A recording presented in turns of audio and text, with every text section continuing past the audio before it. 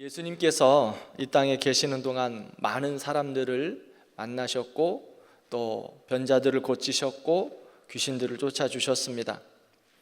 그들은 모두 예수님을 보았고 말씀을 들었고 기적도 목격했습니다.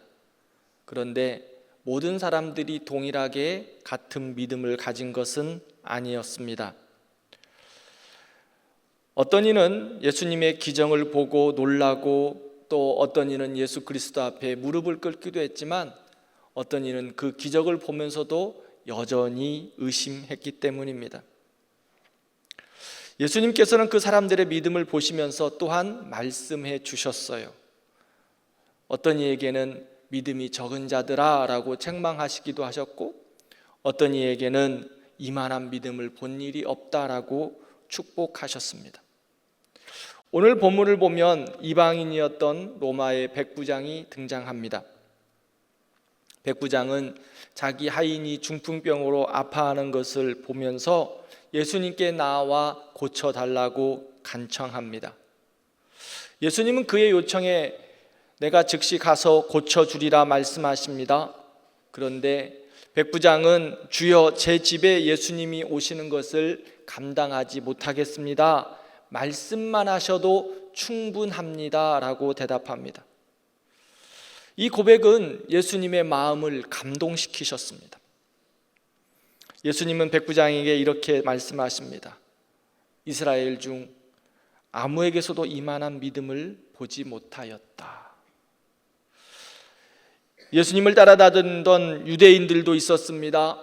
예수님의 가르침을 받는 제자들도 있었습니다. 그런데 그 누구에게서도 이만한 믿음을 보지 못했다라고 백부장을 칭찬하십니다. 그는 율법도 성경도 모르던 이방인이었습니다. 그런데 그가 예수 그리스도에게 가장 큰 믿음의 칭찬을 받았어요. 우리도 오늘 백부장의 말씀을 살펴보면서 예수님의 그 믿음의 칭찬이 우리에게도 있기를 진심으로 소원합니다. 오늘 백부장의 믿음을 살펴볼 텐데 또한 이렇게 칭찬받는 믿음의 사람들만 있었던 것은 아닙니다. 책망받았던 믿음의 사람들도 있습니다. 마태복음 6장에서는 하나님의 백성들의 삶을 말씀하시는 산상수훈에 믿음이 적은 자들아 책망하시는 것을 볼 수 있습니다. 왜 믿음이 적다고 하셨을까요? 하나님의 사람들에게 왜 믿음이 적다라고 책망하셨을까? 먼저 그의 나라와 의를 구하는 자들, 그런데 하나님의 사람들은 먼저 그의 나라와 의를 구하여야 되는데 이생의 자랑과 삶으로 인해서 염려에 빠져 있는 그들을 보면서 예수님께서는 믿음이 적은 자들아 라고 말씀하셨습니다. 너희들을 돌보시고 인도하시고 너희들을 세우시고 먹이시는 이는 하나님이신데 하나님의 공급을 의심하며 염려하는 삶을 살아가는 하나님의 백성들을 향하여 믿음이 적은 자들아 라고 책망하셨습니다. 염려는 단순히 걱정하는 것이 아닙니다. 염려는 하나님의 약속과 하나님의 주권과 하나님의 인도하심을 신뢰하지 않는 태도가 바로 염려입니다. 그래서 예수님께서 하나님의 백성들의 삶을 말씀하시는 산상수훈에서 염려하는 우리들에게 믿음이 적은 자들아 라고 말씀합니다. 바로 우리의 모습은 아닌가 돌아봅니다. 세상의 염려, 세상의 걱정으로 염려하는 삶, 믿음 적은 모습이 우리의 모습은 아닌가요? 마태복음 8장에서는 풍랑이 있는 바다 위에서 제자들이 예수님과 함께 계셨습니다. 그럼에도 불구하고 제자들은 두려워서 예수님께 외칩니다. 주여, 풍랑으로 인해서 우리가 죽게 되었습니다. 그러자 예수님께서 말씀합니다. 어찌하여 두려워하느냐? 믿음이 적은 자들아. 예수님이 지금 제자들과 함께 있습니다. 예수님이 제자들과 그 배에 함께 계심에도 불구하고 제자들은 바람과 파도를 예수님보다 더 크게 여기고 있습니다. 상황과 환경이 예수님의 임재보다 더 크게 느껴지고 더 많이 느껴질 때 믿음은 칭찬이 아니라 책망이 대상이 되는 겁니다. 하나님보다 세상이 더 크게 보일 때 두려워하게 됩니다. 크신 하나님이 세상을 덮어버릴 수 있음에도 불구하고 두려워하여 세상에 넘어져 아파합니다. 이런 모습을 보면서 믿음이 적은 자들아 라고 주님은 책망하십니다. 혹시 우리의 모습은 아닙니까? 하나님이 지금 나와 함께하고 계심에도 불구하고 하나님보다 세상의 것들을 더 크게 바라보고 그것을 두려워하고 있는 모습이 바로 우리의 모습은 아닌가요? 또한 마태복음 14장을 보면 베드로가 예수님의 말씀을 따라 물 위를 걷기 시작합니다. 하지만 그가 무엇을 보고 물속에 빠져들어갑니까? 바람을 보고, 풍랑이는 바람을 보고 다시 물속에 빠지기 시작합니다. 그때 예수님께서 베드로에게 말씀합니다. 믿음이 적은 자여 왜 의심하느냐? 베드로가 믿음을 갖고 있습니다. 그러나 지속하지 못합니다. 무엇 때문에요? 의심 때문에. 믿음은 단순히 시작하는 것이 아닙니다. 끝까지 주님 바라보면서 집중하고 나아가는 겁니다. 오늘 제가 말씀드린 이 세 가지 모습, 이 모든 모습 중에 믿음이 적다, 믿음이 없다 평가받은 대표적인 모습들입니다. 이 세 가지 장면의 모습은 무엇입니까? 공통점이 있습니다. 염려, 두려움, 의심입니다. 믿음이 적은 자들아, 예수님께서 책망하신 그 말씀 중에 공통점은 염려, 두려움, 의심입니다. 너무 잘 알고 있죠. 그런데 그 모습을 향하여 그들을 우리가 비난할 수 없습니다. 왜요? 그 모습이 바로 내 모습이기 때문입니다. 하나님의 말씀보다 나의 다가오는 상황을 먼저 보고 하나님의 약속보다 인간적인 해결을 먼저 찾으려 했던 내 모습, 주님은 여전히 나와 함께 하심에도 불구하고 불안한 모습으로 반응했던 그 모습이 바로 우리의 모습입니다. 믿음 없는 자들의 모습과 같은 우리의 모습이라는 거예요. 그러면 이와 반대로 오늘 예수님께서 칭찬하신 백부장의 믿음은 어떤 믿음이었을까요? 백부장은 참 순전하고 하나님 앞에 신실했던 것 같습니다. 그는 말씀을 들은 것으로만 믿었습니다. 그는 예수님의 행하신 기적과 치유에 대한 소문을 들었습니다. 그것만으로 예수님이 자신의 하인을 고치실 수 있다는 믿음을 가졌습니다. 예수님의 기적을 본 것도 아닙니다. 예수님의 행하신 일들을 듣고 보고 믿은 겁니다. 믿음은요, 들음에서 나는 거예요. 로마서 10장에 보면 믿음은 들음에서 나며 들음은 그리스도의 말씀이다 라고 우리에게 가르치십니다. 사랑하는 성도 여러분, 믿음의 시작은 말씀의 들음에서부터 시작됩니다. 들음에서 참 하나님과 예수 그리스도에 대해서 바르게 알게 됩니다. 그리고 그 안에서 믿음이 자라게 됩니다. 그러므로 믿음의 성숙을 위해 순종하는 마음으로 말씀을 들으셔야 합니다. 읽으셔야 합니다. 믿음이 자라가기 위해서, 믿음의 성숙함을 위해서 말씀 앞에 나아가야 합니다. 설교도요, 집중해서 들으셔야 합니다. 성경 통독 잘하고 계시죠? 열심히 하셔야 합니다. 성경도 열심히 읽고 보셔야 합니다. 그래야 나의 믿음이 성장하게 될 것입니다. 요한복음 20장을 보면 도마가 예수님의 못자국과 허리에 창자국을 보여달라고 합니다. 그러자 예수님께서 그에게 못자국을 보여주시면서 말씀합니다. 너는 나를 본고로 믿느냐? 보지 못하고 믿는 자들이 더 복되도다. 보지 않더라도 하나님의 말씀을 들으면서 믿는 게 그 믿음이 복되다고 말씀하고 있습니다. 믿음의 시작은 말씀을 듣는 데 있습니다. 그 말씀을 붙잡는 데 있습니다. 도마처럼 봐야 믿겠다라는 믿음이 아니라 보지 않고 믿는 자가 더 복되다고 말씀하십니다. 그러므로 주님의 말씀을 붙들고 믿는 우리가 되기를 바랍니다. 기적이요, 믿음을 만드는 게 아닙니다. 내가 무언가를 보는 그 하나님의 기적이 나의 믿음을 만드는 것이 아니라 우리가 하나님의 말씀을 듣고 믿음으로 기적은 일어나는 줄 믿습니다. 이 시대는 자꾸 무언가를 보여달라고 합니다. 그래서 주님께서 우리에게 말씀해요. 너희에게 내가 보여줄 것은 요나의 표적밖에 없다. 그게 무슨 말씀이에요?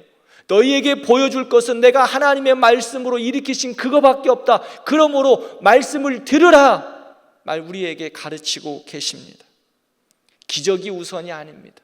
뭔가 보여지는 것이 우선이 아니라는 겁니다. 하나님의 말씀이 우리에게 우선입니다. 그 말씀이 우리를 믿음 있게 하고 그 말씀이 우리를 새롭게 하는 줄 믿습니다. 두 번째, 백부장은 자신의 자격 없음을 고백하고 철저히 겸손했어요. 이게 믿는 자들의 모습입니다. 예수님께서 백부장에게 내가 가서 고쳐주겠다라고 말씀하셨습니다. 그런데 백부장은 예수님께 말합니다. 제 집에 들어오시는 거 제가 감당하지 못합니다. 백부장은 예수님께서 오신다고 하셨을 때 이방인이었던 자신의 모습, 그 모습을 너무 잘 알고 있어요. 자신이 죄인됨의 모습을 너무 잘 알고 있습니다. 그래서 예수님께서 자기의 집에 오시는 것이 합당하지 않습니다 라고 예수님께 말씀하고 있어요.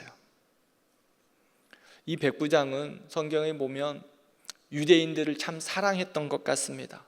그래서 회당을 지어주고 또 유대 민족들이 잘 제사할 수 있도록 많은 것들을 도와주었습니다. 그런데 자신이 이방인이며 부정한 자, 죄인이라는 것을 그는 철저하게 알았어요. 그리고 예수님의 거룩함과 자신의 한계를 알고 주님이 자기의 집에 오시는 것을 감당하지 못할 것이다 라고 말하고 있습니다. 겸손은 단지 태도의 문제는 아닙니다. 하나님 앞에서 내가 어떤 존재인가를 깨닫는 것이 바로 겸손이에요. 내가 하나님 앞에 설 수 없는 죄인인 것을 깨닫는 게 겸손이라고요. 나는 죄인이기에 하나님의 은혜가 아니면 살 수 없다고 고백하는 것이 겸손입니다. 그리고 그 하나님 앞에 납작 엎드려 하나님의 은혜만을 구하는 것이 겸손입니다. 이것이 바로 우리의 모습이고 우리의 한계이어야 합니다.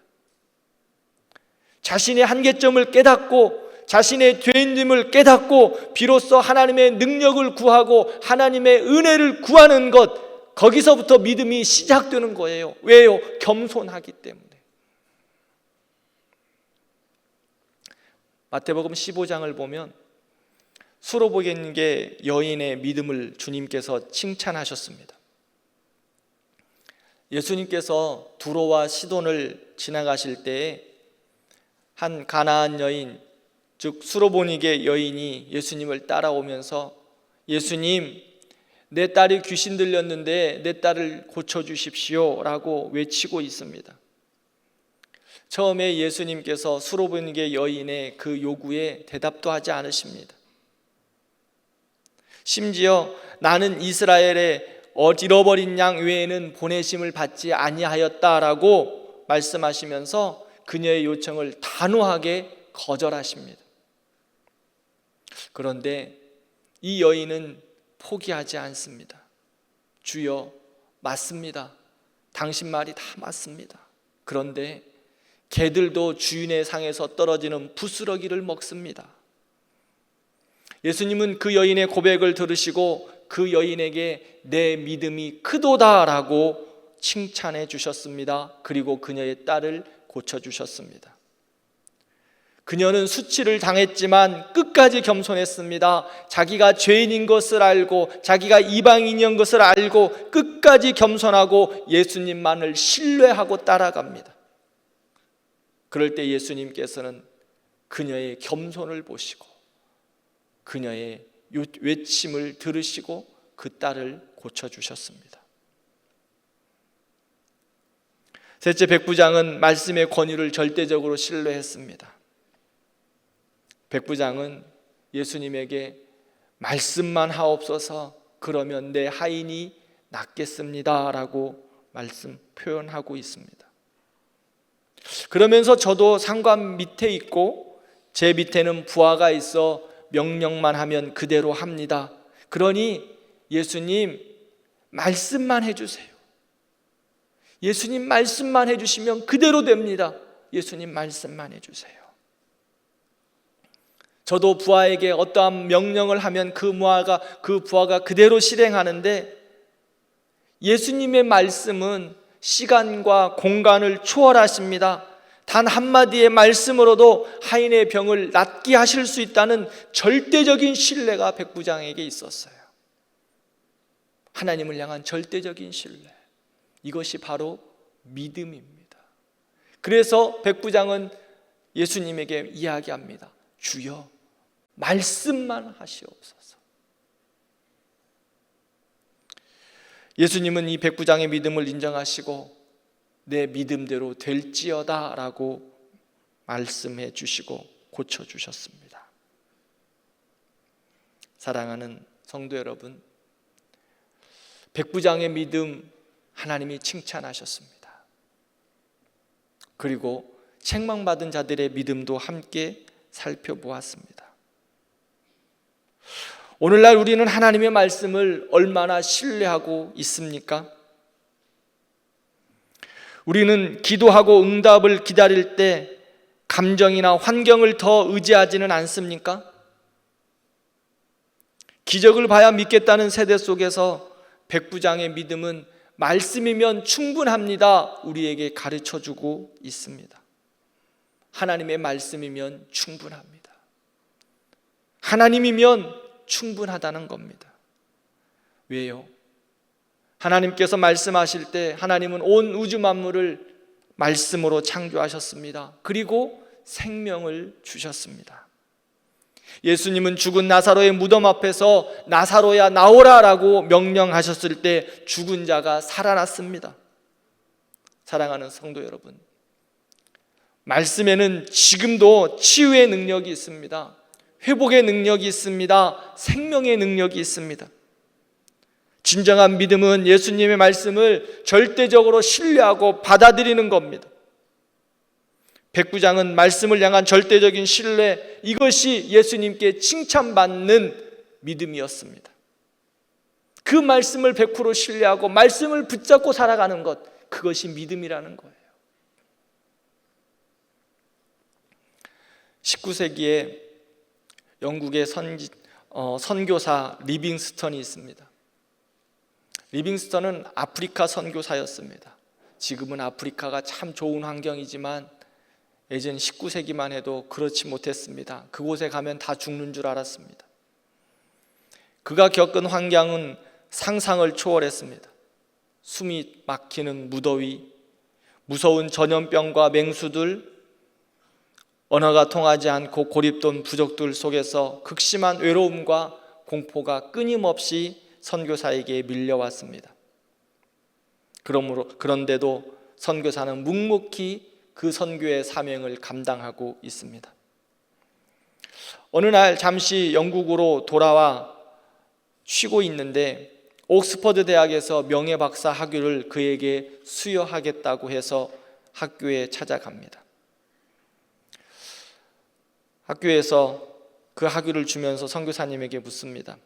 선교사님, 그렇게 거친 땅에서 어떻게 모든 고난을 견디셨습니까?